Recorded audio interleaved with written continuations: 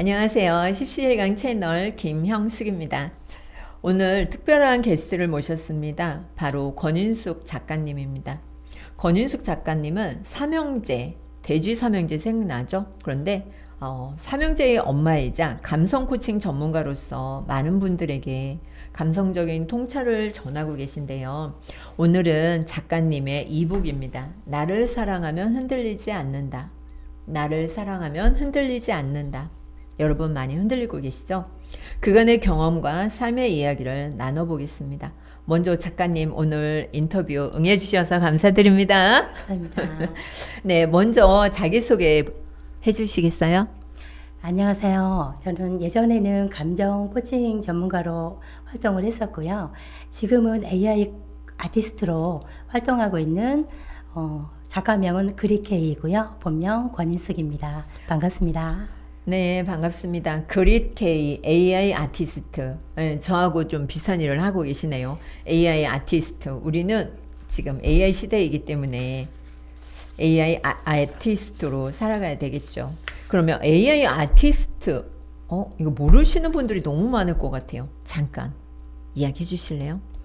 네, 누구나 그 그림을 많이 접하기는 하는데 실질적으로 내가 그릴 수 있을까라는 의문점을 갖고 있는 또 혹은 그리고는 싶은데 감히 도전할 수 없는 그런 일반적인 부분들이 굉장히 많잖아요. 그래서 저도 그 부류에 속했었는데 이번에 AI를 통해서 그림을 그리다 보니까 굉장히 무한한 공간 어떤 창작을 할 수 있는 그 기회가 주어지더라고요. 그래서 좀 그런 부분들이 저에게는 굉장히 특별한 기회로 경험으로 다가왔습니다. 네, 우리 작가님의 꿈은 현모양처였다고 하는데요. 저는 현모양처 꿈을 꿔본 적이 없어요. 그 꿈을 가지고 살았던 그 어린 시절과 지금의 삶을 비교했을 때 어떤 차이를 느끼고 계신가요? 어릴 때는 누군가에게 잘하는 사람이 되고 싶어서 네. 일단 첫째 중요한 어떤 배우자한테 맞춰서 하면 그게 행복한 삶이라고 저는 생각을 했거든요. 그리고 결혼하고도 물론 이제 그렇게 또 나름대로 살아왔거든요. 그런데 그런 삶에 어느 정도 회의를 느꼈다고 해야 되나요? 그래서 좀 이제 그 현모양처의 꿈이 산산이 부서지는 다른 길을 또 새로운 길을 찾아 나서는 그런 그 정착지가 됐던 것 같아요. 그래서 이 책을 그래서 쓰게 됐습니다. 아, 그렇군요. 현모양처의 삶이 부서졌다. 네, 그 이유는 알 수 없겠지만. 그러면 이제 그 현모양처의 꿈이 부서지면서 감정을 다루는 전문가가 되신 건가요? 네. 아, 그래요? 그러면 감정이 오늘 하루에도 우르락 내리락 했을 것 같아요. 저를 만나러 인터뷰하러 오는 시간에도 감정이 폭발적으로 증가했다가 또 지금의 감정은 어떨지 궁금합니다. 그 인생을 살아오면서 굉장히 수많은 감정이 이렇게 올라오잖아요, 내면에서. 그래서 누구나 다 마찬가지로 감정하고 이렇게 싸우고 있는 것 같아요. 그 감정을 내가 어떻게 컨트롤하고 이 감정을 내가 인식하느냐에 따라서 그 삶이 달라지지 않을까라는 부분에 대해서 예. 좋아요. 그러면 이 내가 만나는 사람들과의 감정도 있지만 가장 중요한 건 뭐냐면 내가 함께 사는 가족의 감정을 알아차리지 못한다는 거잖아요. 그거에 대해서 좀 어떻게 하면 알아차릴 수 있을지 이야기를 해주시면 좋겠습니다. 저의 삶을 그 얘기를 할 수밖에 없는데요. 제가 어렸을 때 우리 아이들의 교육이라고 해야 되나요? 어떻게 내가 아이들을 키웠을까라는 부분에 대해서 굉장히 많은 생각을 했었어요. 이 글을 쓰면서. 근데 저는 보여주는 교육이 아니고 가르치는 교육을 했더라고요. 그러다 보니까 그 부분에 대해서 굉장히 잘못됐다는 인식을 하게 됐고요. 또 이제 아이들한테 제가 저를 이제 성찰하면서 제가 이제 잘못했던 부분들 그것을 아이들하고 다시 한번 재정립하고 감정 정리가 좀 되었던 부분이 있었던 거예요, 저는. 아, 그랬군요. 그러면 내 아이에게 지금까지 표현하지 못했던 단어가 있을까요? 네, 좀 잘한다, 네. 사랑한다 그런 부분에 굉장히 좀 약했던 것 같아요. 그래서 좀 최근에 일부러라도 이렇게 자꾸 사랑한다는 표현을 좀 하게 되고요. 또 지금 최근에 저한테는 굉장히 이제 나름 이제 감동적인 게 제가 지금 이 책을 출간한 지가 5년 정도 됐거든요. 그런데 둘째 아이가 최근에 제 책을 보게 된 거예요. 아, 그전에는 안 저희 보았어요? 큰애가 삼형제잖아요. 근데 네. 막내는 아예 관심이 없고 아, 저 아들.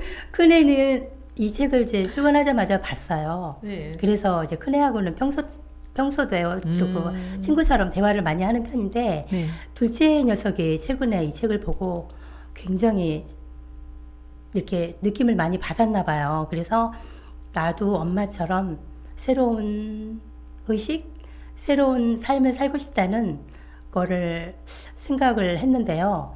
그게 그러려면 뭔가를 내가 갖고 있는 나쁜 버릇 그 중에 하나를 고쳐야겠다라는 생각을 했대요. 근데 그게 제가 굉장히 우려하고 걱정하는 담배. 저희 시아버님이 담배로 폐암으로 돌아가셨는데 저희 아이들이 담배를 피는 거에 대해서 제가 좀 많이 걱정을 하는 부분이 있는데 그 담배를 금연을 시작한 거예요. 그래서 제가 지금 몇 너무 살, 맞는 지금 것 몇 같아요. 살이에요? 지금 30살이요. 이제 시작을 했다고요? 네. 그전에는 끊을 생각을 안 했던가 봐요. 근데 이 아, 책을 담배를 피고 읽으면서 있었는데 끊으려고 하는 생각이에요, 지금? 그렇죠. 지금 이제 금연을 아, 시작을 나는 한 이- 거예요. 아. 네. 그래서 제가 감동 먹었어요. 오, 진짜 감동이다. 네. 결혼은 하셨어요? 결혼 아직 안 했어요. 와, 멋지다. 담배를 끊는다는 건 진짜 힘든 거는데 저희 남편도 꼴찌였는데 끊었더라고요.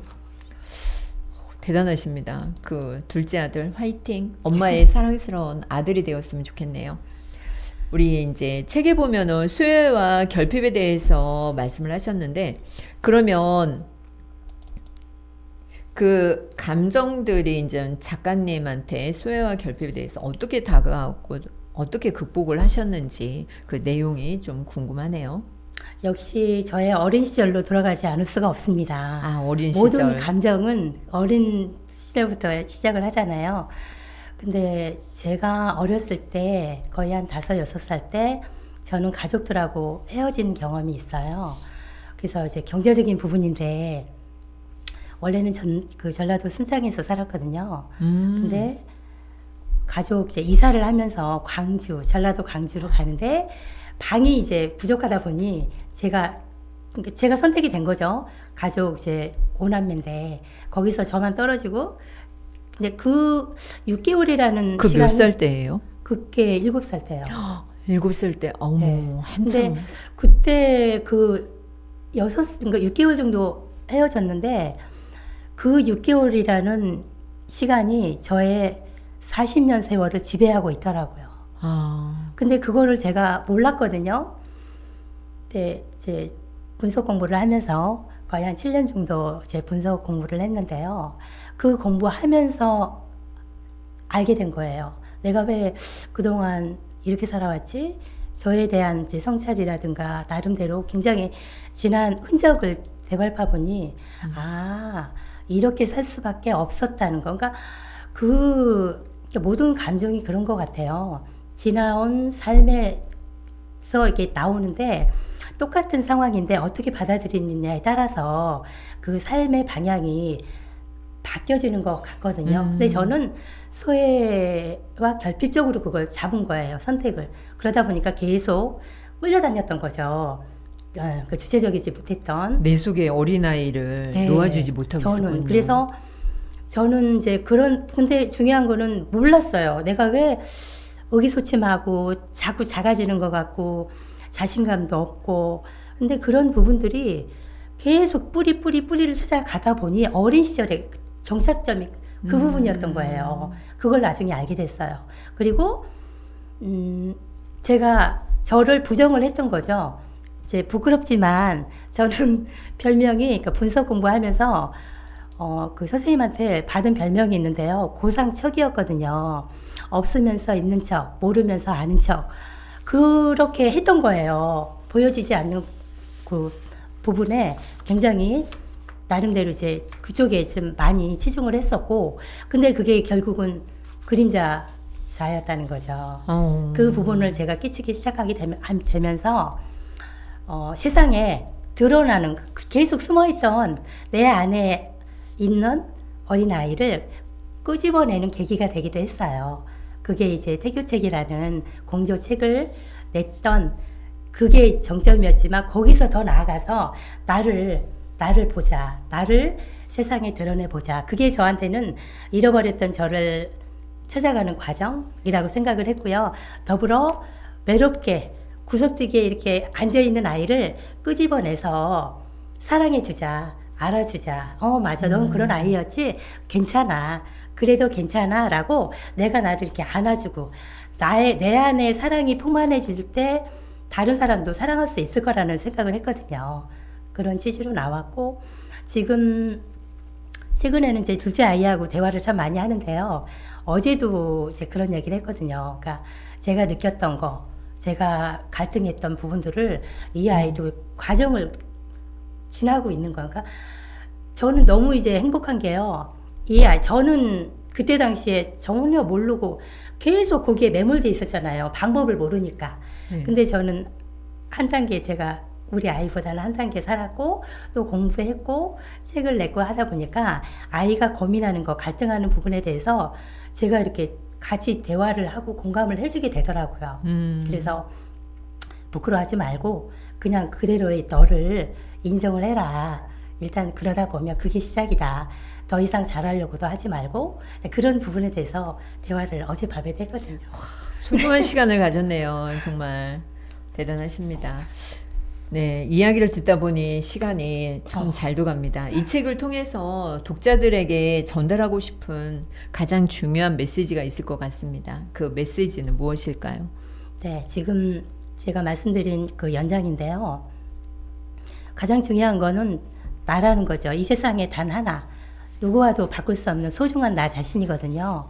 그래서 일단은 나 자신을 사랑하자. 그러기 위해서는 나를 알아야 된다. 하루를 살면서 일어나는 수많은 감정들 거부하지 말고 내가 왜 이런 느낌을 갖고 있는지 그 부분에 대해서 일단 성찰하고 조금 더 들어가 보고 원인을 분석하고 그렇다면 일단 어떤 원인을 알아야지 답도 알 수 있잖아요. 그래서 그것부터 시작을 하는 게 굉장히 중요할 것 같아요. 네. 네, 감사합니다. 오늘 내 안의 어린아이를 깨우기 위해서는 내 안의 아이와 또 대화를 해야겠죠. 새벽나라에 온 거인을 보면서 저는 제 속에 혼자가 아닌 나 아닌 또 다른 사람이 있구나 그 사실을 알았거든요. 그런데 오늘 권숙 작가님께서 하신 말씀이 바로 그거였지 않나 싶습니다. 나를 알지 못하고 계속해서 밖으로만 이제 새어나가는데 그걸 모르는 거잖아요. 그죠? 그래서 오늘 나를 찾고 나를 만나고 나를 발견하는 시간이었길 바랍니다. 오늘 권인숙 작가님의 인터뷰 어떠셨나요? 책을 통해 전달하고자 하신 메시지와 작가님이 걸어온 여정 점점 더 궁금해지지 않습니까, 여러분? 댓글 많이 달아주시면 우리 권인숙 작가님 한 번 더 모시고 인터뷰를 진행하고 싶습니다. 작가님 오늘 소중한 시간 내주셔서 정말 감사드립니다. 다음에 기회 되면 또 뵙는 시간이 있었으면 좋겠습니다. 감사합니다.